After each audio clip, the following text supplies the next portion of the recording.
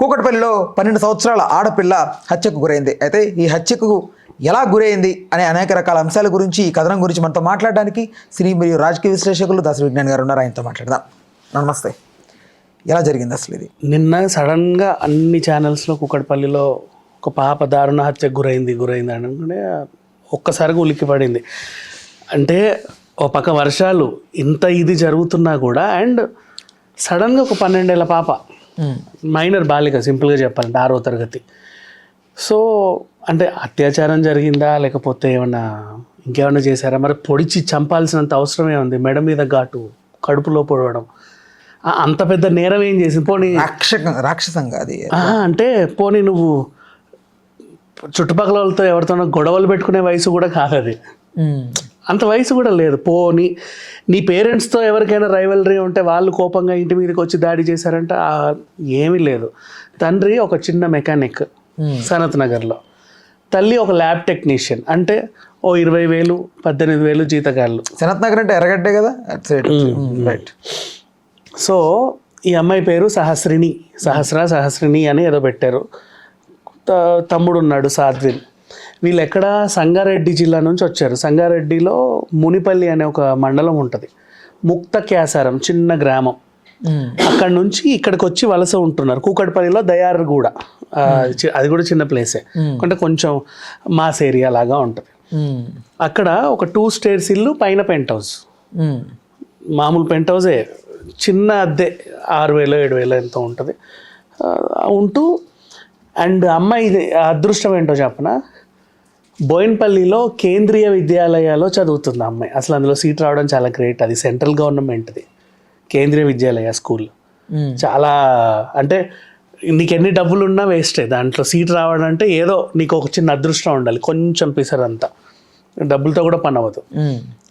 Maybe ఆ అమ్మాయికి అందులో సీట్ వచ్చినందుకే కుటుంబం ఇటు షిఫ్ట్ అయ్యారా లేదా తెలియదు. పిల్లోడు ఇంకో స్కూల్లో చదువుతున్నాడు. 3 రోజులు. అంటే ఎంత ఉంటుంది అబ్బాయి ఏజ్? ఈ పిల్లకంటే జస్ట్ 2 ఏళ్ళు చిన్న, అంతే. 9 ఏళ్ళు 10 ఏళ్ళు ఉంటాయి. నెక్స్ట్ ఏంటి, మధ్యాహ్నం లంచ్ తీసుకెళ్ళాలి. వాళ్ళ ఆయనకు చెప్పింది ఫస్ట్, అంటే బాబుకు లంచ్ తీసుకెళ్ళాలి. ఇంట్లో ఉంటుంది ఆవిడ, వన్ డే వెళ్ళింది. పిల్ల ఏం చేస్తుంది, నీట్గా డబ్బాలో సర్ది ఇచ్చేస్తుంది ఎవడొచ్చినా సరే. పాప ఇంట్లో ఉంది. లేదండి తలుపేసి ఉంది, ఎవరు లేరు అని అడిగితే, అవునా. మళ్ళీ వాళ్ళ ఆయనకు చెప్పింది, తలుపేసి ఉందంటే ఒకసారి నువ్వు వెళ్ళవా, పాప ఎక్కడికన్నా వెళ్ళిందా, అంతే. పెద్దగా ఏం పట్టించుకోవాలి, మేబీ అక్కడే తలుపేసి కిందో అటో ఇటో ఉంటుంది అని. ఎందుకు ఇంట్లో ఉన్నావు పాప నువ్వు అంటే, బడికి వెళ్ళినా బతికేదేమో నిజంగా చెప్పాలంటే. స్పోర్ట్స్ మీట్ ఏదో అవుతుందంట స్కూల్లో, ఏమైనా పార్టిసిపేషన్ లేదు, అవసరమే ఉంది. సో 3 రోజుల నుంచి పైగా వర్షాలు ఇవన్నీ ఉన్నాయి కాబట్టి ఇంట్లోనే ఉంది. ఇక సాటర్డే సండే కూడా కలిసి వచ్చింది, లాంగ్ వీకెండ్ కదా, అలా ఇంట్లో ఉంది.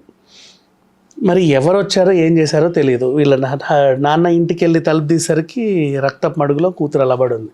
అంటే ఏదన్నా బంగారు లాంటిది దొంగతనానికి వచ్చి పాపను అబ్జర్వ్ చేస్తూ, నువ్వు దొంగ అంటే ఆశ పెట్టుకొని దొంగతనం చేసే సైజు ఉన్న హౌస్ కూడా కాదు. కానీ ఇలాంటి వాళ్ళ దగ్గరే చిన్న చిన్న కొంచెం బంగారు ఇవన్నీ దాచిపెట్టుకొని ఉంటారు మేబీ. నిజమే, ఆ టైంలో హౌస్ వైఫ్స్ ఉంటారు ఇళ్లలో, ఎవడు తలుపు కొట్టినా తెలియదు మనకి. ఇట్లా తలుపు దిగానే మెడలో లాక్కోవడానికి ఎంతసేపు, ఆ టైప్లో కూడా రావచ్చు. చిన్నపిల్ల ఇంట్లో ఉన్నా కూడా వచ్చి, మీ ఇంట్లో ఎవరు ఉన్నారంటే మమ్మీ లేదు డాడీ లేదని చెప్తుంది పాప. నడు బీరువా ఎక్కడుంది అది చూపి అంటే, ఆ పిల్ల ఏమన్నా గట్టిగా అరవడానికి ట్రై చేసినా పట్టుకొని, తనేమన్నా డిఫెండ్ చేయడానికి ట్రై చేసినా పొడిచి వెళ్ళిపోవచ్చు. Nobody nose. దొంగతనం చేసిన తర్వాత ఒకవేళ ఈ పిల్ల మళ్ళీ గుర్తుపట్టేసి పోలీసులు చెప్తుందేమో అని అట్లా కూడా.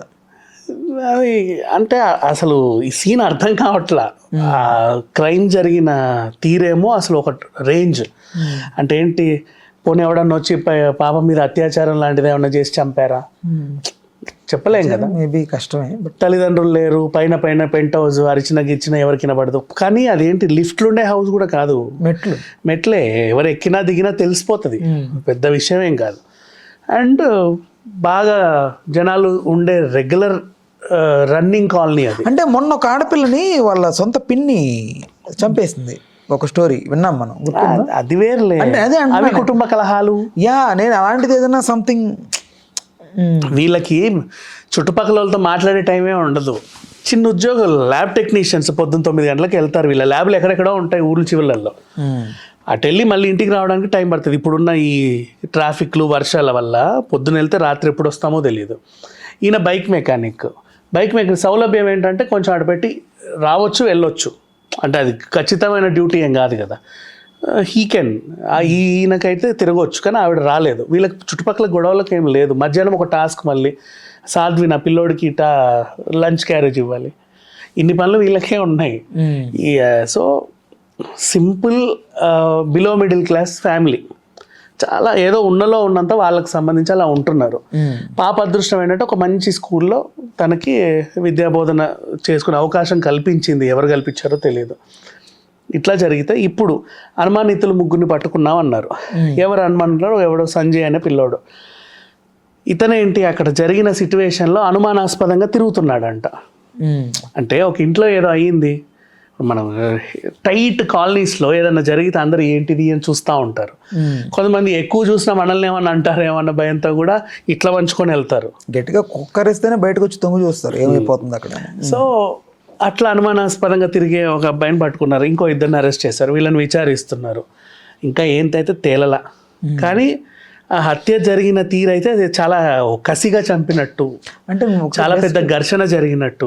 ఒకసారి నువ్వు జస్ట్ నార్మల్గా మనం అనుకుంటే లైక్ ఒక ఆడపిల్ల ఒంటరిగా ఉంది, మర్డర్ జరిగింది అంటే ఇది ఎక్కడో ప్రీ ప్లాన్డ్ అని అనిపించలేదా నీకు? సంథింగ్ ఏదో ప్రీ ప్లాన్డ్ అని. ప్రీ ప్లాన్గా కూడా లేదు. ఆ అమ్మాయి యాక్చువల్గా ఏంటంటే బలవంతంగానే ఉండింది. ఎప్పుడు ఉండదు ఇంట్లో.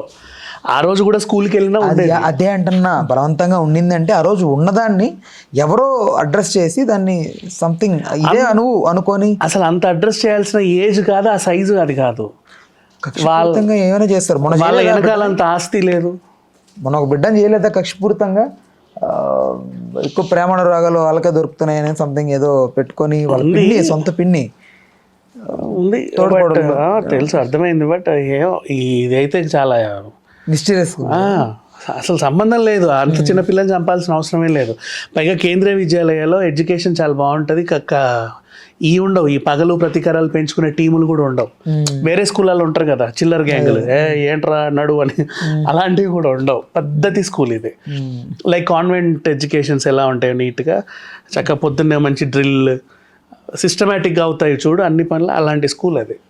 సో ఎక్కడ చూసినా ఆస్కారం లేదు. మేబీ స్కూల్ డ్రైవర్ని వాళ్ళని ఏమన్నా విచారిస్తే ఏమన్నా తెలుసుద్దేమో. రోజు ఎక్కించుకొని వచ్చే వాళ్ళు వీళ్ళే కదా. ఇప్పుడు కేంద్రీయ విద్యాలయాలకి బస్సులు ఉంటాయి, ఎల్లో బస్సులు, నెంబర్లు రాసి బోయినపల్లి అంటే తీసుకొచ్చేవి. రోజు వెళ్ళే బస్ కండక్టర్తో ఏమైనా గొడవ ఉందా, లేకపోతే వేరే పిల్లలతో ఏమన్నా ఉందా, అసలు అట్లా ఆలోచించినా ఏమీ లేదు. వీళ్ళ కుటుంబాలకి ఏమైనా కలహాలు ఉన్నాయంటే అది లేదు. ఎక్కువ పరిచయాలే లేవు, ఇంకా కలహాలు ఎక్కడ పెట్టుకుంటారు. చిన్నపిల్లోడికి ఎంత వాడి ఏజ్కి ఇంకా ఏమీ ఉండవు. ఆ పిల్లడు ఎట్టు పోయాడు మరి? వాడు స్కూల్కి వెళ్ళాడు హ్యాపీగా. వాళ్ళ స్కూల్లో స్పోర్ట్స్ మీట్ అవేం లేవు, నార్మల్గా వేరే స్కూల్స్, వేరే స్కూల్. లంచ్ బాక్స్ తీసుకెళ్ళడానికి వస్తే జరిగిన ఇన్సిడెంట్ ఇది. ఇంక ఏమీ తెలియదు ఇప్పటివరకు. అయింది మాత్రం ఒక పెద్ద రేంజ్లో అయింది క్రైమ్ చెప్పాలి అంటే. బట్